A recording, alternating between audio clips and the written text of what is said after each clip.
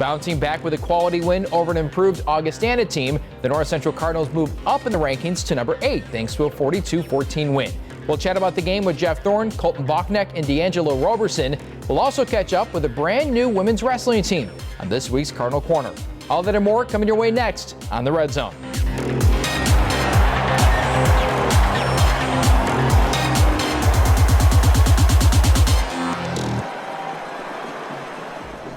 The presenting sponsor of the Red Zone is Athletico, the preferred provider of physical therapy and athletic training for North Central College. Welcome into the Red Zone, and Coach, a great win against Augustana. Head Coach Jeff Thorne joining me, and 42-14 the final, and a really good bounce back win. You guys executed really well, and absolutely no hangover effect from the previous week. Did you get that sense? Yes and no. I think we got off to a good start. We've been fortunate every game we've played. We've scored a touchdown on our first drive, and that happened again Saturday. And then we got our second one. We get an onside kick that we had kind of game planned. Chance to go up 21-0, and you saw some mistakes. We had a bad snap. We had some holding calls go against us, and that really slowed us down. I don't think offensively we were that sharp. Ironically, we had a lot of yards at halftime, but I don't think we played our best football offensively. Yeah. Defensively, I thought we played really well, which was good to see against a team that poses some real issues from an offensive standpoint. They had a really good quarterback, some good receivers. I thought we played really well on defense, and our special teams were very good. Let's start with the defensive end, and actually literally a defensive end. Tyler Rich. I want to spotlight this player. Seems to have been flashing on tape in recent weeks. Do you guys see that in the film room, and are you guys kind of talking about that? Yeah, and he's earned a lot more opportunities this year. He's starting now. Tyler had a great offseason. He's put close to 25 pounds on since his freshman year of good weight. He's about 240 pounds now, and he's long and very active. So he's had a really good sophomore year. We would like to see continued improvement from him as well as everybody else, but he's done some really good things first half of the season. I like how you specify good weight. When I gain 25, it's definitely not good weight. Yeah, it's different than mine too. Right. Brian Beauchamp, and we've talked about Brian a lot this year. The senior leader obviously looked to in that component of the game, but boy, did he look, he was everywhere in this game. Yeah, great response from Brian. He got off to a really good start first game of the year, and then had a couple games where wasn't playing his best football, and he was challenged along with some other guys, and his response, he comes out and gets 9 tackles in the game, so that was really good to see. Did a great job, had a very, very good game. Ben Wong sat this one out. Cole Griffin stepped in, and this is a guy that was a running back, now a linebacker, and he just looks like he wants to fly around and just play football. Yeah, he is. He's that type of guy. There's some times where that flying around can be an issue if it's not flying around in the right spot. Yeah. But yeah, he's got a motor, and he likes to fly around and hit people and make plays. Now, you mentioned special teams looking better, and the kicking game looks like it's making progress. Teams play looks better. What have you seen from that perspective? I thought our punt team really played a pretty significant role in the game. We got the 14-0 lead. They got the long pass down the sideline, beautiful throw from their quarterback. Yeah. And it's 14-7, and then they get a stop, and we have to punt the ball. And Milan put the ball down, I think, inside the one. De'Angelo, who you're going to talk to here shortly, is who downed it. That was a critical play in the game because 2 plays later we got a fumble on a short field. We had a 2-yard field. We punched it in for a touchdown and kind of didn't look back after that. Yeah. Let's focus on the offense now. Andrew Kaminsky, another record-breaking performance, this time for his whole career. 182 catches in 2.5 years. It's pretty remarkable what he's done. It really is, because Steve Lavick, the guy who held the record, was a 4-year starter and seemingly didn't think that record would be broken. And what we've been able to do with Brock and Andrew and our other receivers, we're throwing the ball a little bit more than we did back in those days. But, I mean, Andrew is just a guy that is always open. Yeah. And he's always open when he's supposed to be open, when the quarterback's ready to throw the ball. Yeah. And that's a skill that's hard to teach. It really is, finding those holes. Yeah. 100 maybe is a coincidence, 182. We'll call that skill. Yeah. But Brock, 3 touchdowns in this game, and then you also balanced that out with Ethan Greenfield, 3 touchdowns. Do you feel like maybe this offense has a really strong balance? We've talked in years past about balance, run-pass balance. You feel comfortable with the way you guys are doing that? Yeah, it's really it's not so much a game-to-game thing, because at the end of the season you want to see where you're sitting. But every defense is going to pose different issues, and you've got to find ways to move the football. Sometimes it might be more with the run. Sometimes it might be more bent towards our passing game. At the end of the year, you'd like to see your numbers fairly close. But it's not like we go into games thinking, hey, we have to get this many yards rushing, this many yards passing. It's just the game will come to us. Yeah. And that's kind of how we like to. We have a plan, obviously, going in, but one thing might be working. We're going to stick with it until the defense stops it. Well, on that note, I kind of want to talk about that plan, but we're going to take a break. Check the Tape is coming up next. We'll be right back on the Red Zone.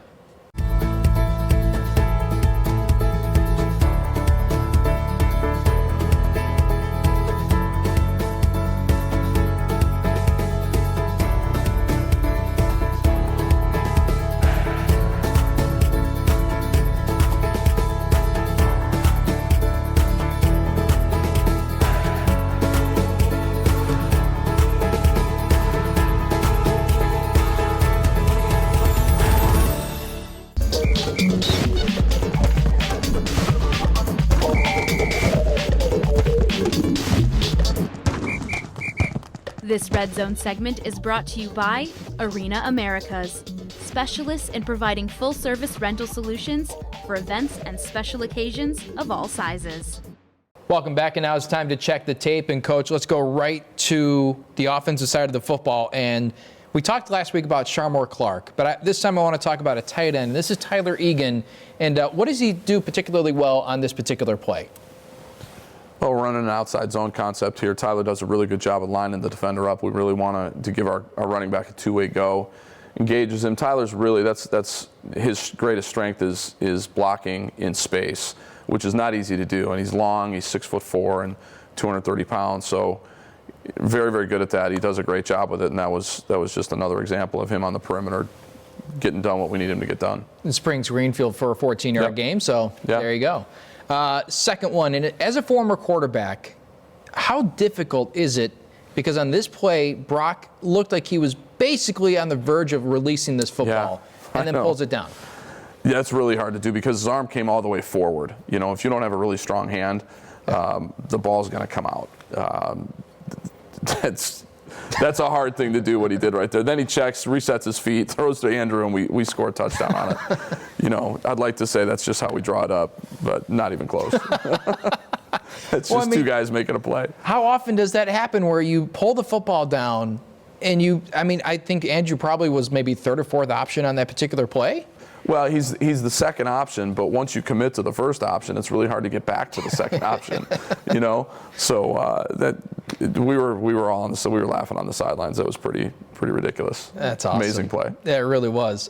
We talked about Brian in the first segment, but just kind of spotlighting a really strong instance where you talk about kind of him moving around on the field and getting to spots where he needs to get to. Yeah, it looks that they're running a power gap scheme here, and his job's to get over the top. His guard pulled.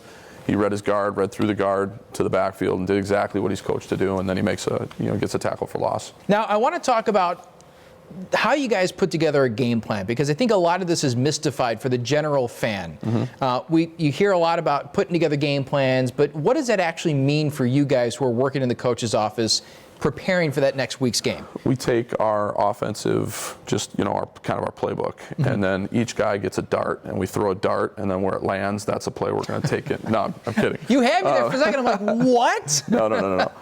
You know, it's we've been together for so long that Coach Spencer and myself, Coach Studeman played for us. Mm-hmm. He knows what the expectations are. And what's really nice about that is each one of us can take our own piece of the offense, and that's what we're responsible for planning for on Sunday and Monday. Then we come together and we talk about what we each saw and what we're gonna utilize in the game plan. Interesting. We hear a lot about how teams will script plays, 10, mm-hmm. 15, 20 plays. Do you do any scripting, or do you kind of go in with a fluid situation with an idea of what you want to do? We've scripted for quite a while now, but the scripting is great. It's kind of your best ideas. Yeah. But if play 3 is designed to be a first down play and all of a sudden it's 3rd and 8, you're off script immediately. Mm-hmm. But that's part of the planning phase. We've got to plan our 3rd down package. We've got to plan our goal line package, and those are all early week things that we do. We want to have a plan for 2-minute if that comes to be in end of half, end of game situations. That's all part of the preparation that goes into getting ready for Saturday. And every team, every staff does things a little bit differently. We're pretty set with what we do in terms of Monday, Tuesday, Wednesday. to make sure we're prepared for all those different game situations from an offensive standpoint. Right. And the defense has their way that they like to go about it too. Now, on game day, one of the things I love to do is when we see these games on TV, freezing the frame on when coaches have their play sheets up, because they're just so busy. Yeah. There's a lot you cram into those sheets. How do you organize it? How do you know where things are? A lot of color coding. We utilize Microsoft Excel to its fullest. I'm sure you do. And you have all your game situations on there and kind of your best ideas that you want to get to. Yeah. That all can change though if all of a sudden the defense, they come in and they're playing something totally different than what they've shown on film, which happens to us. Yeah. At times. We've got to be able to monitor and adjust what's going on and make those necessary adjustments. You hear offenses have heavy verbiage. What does that mean? Well, you listen to John Gruden when he was doing the quarterback stuff he'd do, and he's got these elongated play calls, and at the professional level, they can get really wordy. We try to keep things as simple as we can, right, in terms of our verbiage, so that there's not over communication happening. Yeah. And the guys can be on the same page. Football is just such a complicated sport that even if you spend years watching it like I have, there's still nuances that you find and you go, whoa. The beauty of the game is it continues to change every year. Rules changes to make it safer, changes in the way offenses are operating, and then the response that you get a couple years, usually a 2 to 3 year lag, where the defense responds to what kind of was in vogue 2 years ago to stop what's become kind of a fad in football, and then you have to find a new fad on offense, and then the defense adjusts to it, and that's an ongoing thing. Coverages have changed in the last few years. We talked a couple weeks ago about the run-pass option, which is really obviously huge in football right now. And defensive football's had to adjust to answer to that offensive fad, so to speak. It's just this huge chess match. Yeah. It's interesting. Coach, we'll get you out of here on this, your quick hit. And growing up as a kid, what was the most played game that you had, whether it's board games or out in the front yard? Depending on what time of the year it was. In the fall, it was what we used to call, and this is probably politically incorrect, but kill the guy, and I think I heard somebody say Johnny Tackle, something like that. So one guy's got the ball, and everybody else is trying to tackle him. When he gets tackled, he's got to give the ball up, and somebody else runs with it. So between that and then in the springtime and the summertime, we called it running bases. Other people call it pickle. When it was wintertime, I'd be in the house playing on a little, basketball hoop in my room. Friends would come over. It had a real rim, so we could get aggressive and dunk on it. It was fun. It was always sports related. Oh, of course. And active, which was fun. Right. So, Coach, thank you very much. Good luck against Carroll. Thanks, Kevin. Coming up next, we'll go to the Cardinal Corner. We'll be right back on the Red Zone.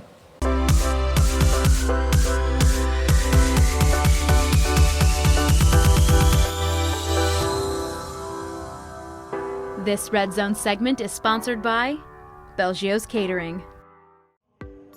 It's just so awesome to be a part of the first year here, and I know that this school's gonna have a bright future, and I'm gonna be able to look back in the future and say, oh, I was a part of that. A California native and former high school state champion, Yelena McCoyed, is a wrestler. But when it came to figuring out where she would take to the mats at the collegiate level, she did a surprisingly little amount of wrestling with the decision. I just felt drawn to the school. I visited a different school, and it's just it didn't feel like home. And I came here, and the environment, the people, the nature, the room, the wrestling room is what sold me. I saw it and I was like, man, I gotta go here. Having undergone some drastic renovations in recent years, the North Central Wrestling Room, Nichols Gymnasium, is now a major recruiting tool for head men's and women's coach Joe Norton. Another recruiting tool being one of only a handful of institutions to support a women's wrestling program. There's so many new opportunities for us, and just the big thing that I really want to focus on is just being a team and setting standards, setting a standard for everyone coming in, what is our team, what are we going to represent, as North Central College, women's wrestling. Question is, how do you set the correct tone for the program's future? Simple: compete and win. That's always going to be the goal. We always want to be on top. We're all very competitive here. We're all here to wrestle. We all want to be that drive, want to have that drive, and we all want to be at the top of the podium. While the team looks to score points and claim victories on the mat, the big picture goal is to inspire and provide a good example for future generations. Yeah, I definitely want to be a good role model to my teammates, to just wrestlers in general. Like, you can talk to any of these girls. Like, we've all had our own experience, like, facing adversity as a female wrestler, but being able to overcome that and, like, being, like, in the NCAA as an emerging sport and hopefully pushing towards a championship, it's like, it's something really exciting for all of us because we get to watch all the younger girls grow too. Like, we're creating opportunities for everyone. And it all starts right here in Nichols Gymnasium. Back with the Red Zone and a couple of very talented guys joining me on set. Colton Bauknecht, De'Angelo Roberson. Guys, welcome. Colton, you're coming back to the show. And this is a very talented unit on the offensive side of the football. And I think the amount of records that are being set this year is kind of the epitome of it. Oh, yeah. It's at a furious pace that I'm having difficulty keeping up with. I know you guys don't pay attention to it in the building. But whenever I mention it to you guys, there's this big grin comes to your face because you know that those are signs that you guys are doing well. Is it fun to hear that these things are coming in? Oh, yeah, it's unbelievable. It's a great feeling to know that, you know, if somebody on the offensive line is doing their job, then these guys get to make plays. And like we were talking about before, you know, Kaminsky is always finding the spot. Rudder's always doing his job. A lot of people doing their jobs, you know, over time it starts to add up to, you know, records. So we talk about the passing attack a lot. Obviously, it's a very prolific passing attack. But one of the things that I just noticed is Ethan Greenfield has the third best yards per carry in program history, which means that you guys are doing your job up front. And he'll always credit you guys. Do you have a really fun relationship with the running backs and making sure they're getting their chunk plays? Us and the running backs, especially in practice, we're always messing around. But it's fun to see that, you know, our running backs are having success because it shows how well we're working. Because, you know, there's not a lot of records that I can set personally. Exactly right. But when Greenfield or Terrence Hill or Zippy or whoever's in the backfield is doing well, it, you know, brightens our offensive lineup because, you know, we're doing our job to allow them to do their job. And you guys get to lift them up when they score touchdowns. Yeah. It's always fun doing that. Oh, yeah. De'Angelo, this defensive unit looks like it's rounding into shape. You guys had a lot of fun on Saturday against Augustana. You started this game. You were on the field for the opening snap. What was that like being out there with the guys? It was just fun always being out there since camp, practice. It just all felt natural, felt fluid, just being around those guys. Like, we're always there every day, so it's just like, it's game day. It's just going out there and getting the W now. I asked you post-game about how different guys are stepping up. You guys kind of did some shuffling in the secondary, but you said something that I found interesting. It doesn't matter kind of who's out there. You feel confident that you guys can get the job done. Yeah. Is that kind of a really nice thing to know, that regardless of the personnel, you guys feel confident going out there? Yeah, and again, like I said, whether it's the ones, whether it's the twos, we always just talk about no drop-offs and just holding one standard. So like I said, when we go in, we just know, like, we got to do our job as a team and have fun with it. All right, cornerbacks have personalities. You got these guys, either you're a really good man-to-man or a zone or a ball hawk. What's your style of playing corner? Putting you on the spot here. I like to go, like, I'm more like free-flowing, like to have more like fun, like I'm like more of like a deep ball. I like to go up and jump up and things like that and break on different balls like that. Like Jake Beasley's more of a guy who can punch you off the line and really reroute you, and if he gets his hands on you, he wins. So he's really good at that with those long arms, those heights. So I wish I had that. Interesting, which is interesting because he was a former wide receiver, and you usually think of wide receivers as guys who don't like a ton of contact. Yeah. But that's, I don't know. Do you like contact? Yeah, I do like contact. Kind of have to be on defense, right? Yes, of course. With Shane Durkin, yes. Like, Coach Dirks, he's always there with us and just making sure, like, we can't just cover it, that we got to be in the run fits and be there to make plays and make tackles as well. So you guys have a fun coach in Shane. I know Tim Janicek technically is not your coach, but you guys work hand in hand with those defensive linemen. I feel like it's not prototypical for offensive and defensive linemen to feel like a family because you have to go head to head a lot of times. But I do get that sense. Is that correct? Yeah, we, you know, whether it's in camp or whether it's still in season, the offense and defensive line work together to, you know, make ourselves better. Our philosophy is, like, we're the best offensive line in the nation and they're the best defensive line in the nation. Yeah. So we're going to be going up against the best each day. Now, you guys obviously face off, so you know them pretty well. What guy on that other side of the football do you not like going up against? I wouldn't say not like going up against, but, you know, maybe Dan the hardest Gilroy, guy to know. Dan Gilroy's got this. I've told people about it all the time. Dan Gilroy has this outside spin move when we do one-on-ones for pass pro. Yeah, that is nothing like I've ever seen before. But, you know, I'm starting to pick up on tell, so we're starting to even it back up. But Dan Gilroy works hard all the time. The wide receivers get ready for games minus their shirts. When are we going to have the offensive linemen do this? When it starts to get really cold. When it starts to get really cold, that's when we'll do it. Are you going to do it? You actually going to do it? I mean, I did it last week. Did you really? Yeah, it wasn't that cold last week. We like to do it. We like to do it when it gets really cold outside. Intimidation factor? Oh yeah. Oh yeah. That's awesome. Weather means nothing. Defensively, De'Angelo, I want to ask you, so moving to the rest of the season, you guys know that, you got to start getting into shape towards the end of the year. Where are you guys on that progress to try and make sure you're the best unit when it comes to week 11, 10, or 10, 11, 12? We just continue to say, fall back on our training. Of course, you can go out throughout the season or the midway point, but just continue to remember to fall back on the basic training where it's technique and things like that. Remember that that's what got us here, our technique, and always falling back to that point and just not forgetting the little things that got us here. Interesting. Cool. You guys ready for the quick hits? Yes. All right. First one, De'Angelo, we'll start with you. What is your favorite movie scene? Favorite movie scene? When the Joker's walking out of the hospital. Batman. It's the best movie scene to me. Totally improvised. That was actually not in the script, which is awesome. Completely flipped everything. Yeah. Oh man, that's a great scene. Colton? When Bobby Boucher comes back at halftime for the Mud Dogs to win the Bourbon Bowl. That's fantastic. Oh, yeah. Okay, those are two really good scenes. Well done. Colton, we'll start with you on this one. Most played game growing up as a kid? So I grew up, had a big lot in our backyard. So me and 2 other buddies, we'd have 4-on-4. We'd play tackle football in the backyard. Super safe. Oh yeah, 100%. Any broken bones? My youngest, or not my youngest brother, Gavin, actually on the team now, has 5 or 6 trips to the hospital for broken bones, but life at the Bauknecht house, right? Yeah, for sure. De'Angelo?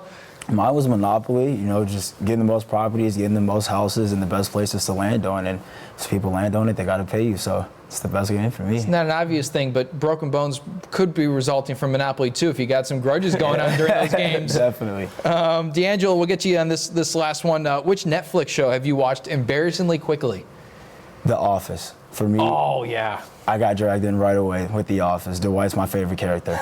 Really? Why Dwight? Because Dwight is just the guy, nobody likes him, but he's so funny. He's always just messing with everybody.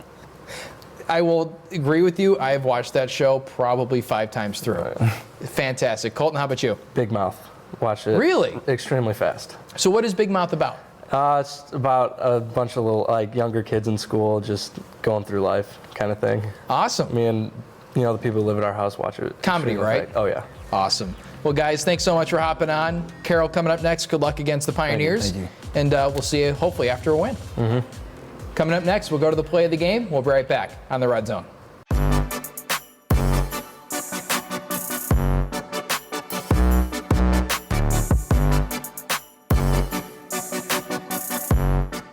This Red Zone segment is brought to you by Jimmy John's. Once again, our play of the game belongs to Brock Rudder and Andrew Kaminsky. After pulling down a would-be throw to Tyler Egan, Rudder snaps it quickly to the outside and to his top target. And Kaminsky, well, he does the rest to earn the Red Zone's play of the game. Right back to it, and Rudder has to pull it down. What an effort as he gets it to Kaminsky. Kaminsky towards the end zone, dives, touchdown, Andrew Kaminsky. Here to finish off the show, Clark Tusher, Sports Information Director, and very busy weekend this past weekend. Football, a couple of soccer games, and 3 wins. It's not often that you get the trifecta on a Saturday. That's pretty fun. Yeah, for a day where you have to ask people to be on site for 12 or 13 hours, that's the outcome that you would prefer to have, that they can finish on a high note, and certainly was no exception this past weekend. So definitely a hard day for a lot of people, but glad to see it come out that way. I could have done without the double overtime in the first soccer game, but beggars can't be choosers, right? Yeah, and that's something we've seen quite a bit of lately, particularly from that team. So definitely fortunate they were able to get a late goal and come away with a win there. Well, let's dive right into soccer because both teams are obviously impressing people outside of just their building. Both are regionally ranked, and for good reason. Both are 3-1 in conference play. Yeah, they're both ranked 8th in the Central Region this week by the Coaches Association. Not a ranking that's going to have much bearing on postseason selections, things like that. That's the NCAA region rankings that'll come out in a couple of weeks. But definitely, showing that there's some notice happening among the coaches around the region. That these guys and ladies are a force to be reckoned with, and are looking to continue to do that here in the last 2-3 weeks of the season. I think we should probably coin the term cardiac Cardinals, because both teams seem to be living by that mantra. Yeah, and it's good to see that they're stepping up and performing in pressure situations like that, because when you get into the postseason and things like that, those are the experiences that you're going to fall back on. So the fact that they've got that experience in their hip pocket and that to fall back on mentally, is a real advantage. Now, the optimism has to be pretty high, considering the fact that you have two programs that can push themselves into that upper echelon of the conference. Is there's maybe like a nervous buzz about maybe going into that last push in conference play to try and solidify that? I think it's guarded optimism. I think they've definitely put themselves in the position that they want to be in, with 4 games to play in the conference schedule on both sides.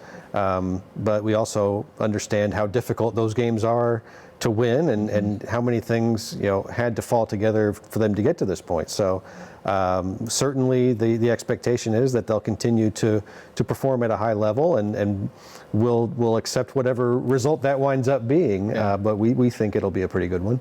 Now, it's always fun watching programs rise through the ranks, and I feel like women's tennis has made a huge leap this year. And I guess we're going to find out, because the conference tournament is this weekend. Yeah, they're going to go up to Hanover Park for that. And the format of that is it's basically an individual tournament where each player at each position and each doubles team is seeded within the conference, and then they play a double elimination bracket at each position. So most of our players and doubles teams are in that 3rd or 4th seed right now, which makes sense given how the conference schedule played out and how all the dual matches played. So that's we're interested to see who can kind of move up, and the matchups certainly in the early rounds are going to play a big part in that. And so it'll be exciting to see, and obviously the goal is to finish in the top 4 and make it to the automatic qualifier tournament in the spring. But they finished 4th last year, so 3rd or better certainly would be the goal this time around. Now, Ryan Jump has the responsibility of coaching both the men's and women's teams. Same can be said for Joe Norton, who's coaching both the men's and wrestling and women's wrestling teams, and this is the first year for women's wrestling. I know he's extremely excited, and I feel like the general census around campus is everybody else is too. Yeah, everybody's excited about, clearly, anytime we have a new sport, there's a certain buzz that surrounds that, but in this one, I think there's a particular sense that we could be very good at this sport right away with the team that Joe's been able to recruit and put together. Which includes state champions from different parts of the country. Certainly taking advantage of the fact that we're the only school anywhere near the Chicago metropolitan area that has a women's program. So they're going to start a little more than a week away from the season opener. Certainly a lot of anticipation. And I think the team's really interested in getting kind of a baseline to start from and start to work toward improving from. So I think certainly within the program and definitely on campus, there's a lot of anticipation there. We'll get you out of here on this, the quick hit. And I want to know, what was the most played game for you growing up as a kid? Growing up in Indiana, it's easily basketball. I think it was a while before I realized that every house in America didn't have a basketball hoop in front of it. That's just, they're everywhere. And so, I think the first movie theater experience I had as a kid was Hoosiers. I was just going to ask. Which, is required viewing for pretty much everybody across the state of Indiana. So I would say by far it was basketball growing up. Maybe this is a skewed sense, but I feel like that is the most beloved movie in Indiana. I think if you're from the northern half of the state, you can say that Rudy is better. And if you went to Indiana University, there's a movie called Breaking Away that's about the little 500 bicycle race at Indiana. You're allowed to like that if you went to IU. So, but other than that, you pretty much have to have Hoosiers at the top of the list. I like how you put that. It's allowed. It's permissible. Yep. It's okay. Yeah. You can get that one kind of grandfathered in there. Clark, thanks very much, and we'll see you next week. Thank you.